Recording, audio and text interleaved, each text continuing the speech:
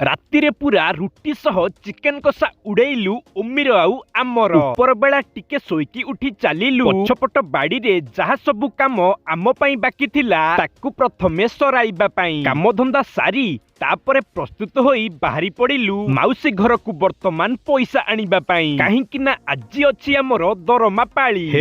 ପୁରା ରଡ ହେଲା ଆଜି ଆଉ। ସାଇକେଲ ଧରି ସିଧା ଚାଲିଲୁ ବର୍ତ୍ତମାନ ଚିକେନ ଆଣିବା ପାଇଁ। ସିଧା ଏଠୁ ଚିକେନ ନେଇ ଚାଲିଲୁ ଘର ଅଭିମୁଖେ। ପ୍ରଥମେ ଫ୍ୟାକ୍ଟ୍ରିରୁ ଗୋଟେ ଛେନା କେକ୍ ଆଣି ଖାଇଦେଲୁ। ତାପରେ କିଛି ଅଦା ରସୁଣକୁ ଛେଚା ଛେଚି କରି ଏପଟେ ଆମର ବୋଉ ରୁଟି ତିଆରି କରି ସେକା ସେକି କଲା ବେଳକୁ ସେପଟେ ଆମେ ଯାଇ ଚିକେନ ଟାକୁ ଭଲ ଭାବରେ ଧୁଆ ଧୁଇ କରି ନେଇ ଆସିଲୁ। ପିଆଜକୁ ଜରେଇ ବୋଉ ଆମର ମସଲା ତିଆରି କଲା ବେଳକୁ ଆମେ ଚାଲିଲୁ ଓମିକୁ ଆମର ଟ୍ୟୁସନରୁ ଆଣିବା ପାଇଁ। କଷାକଷି ଚାଲିଛି ତାହେଲେ ଆଉ।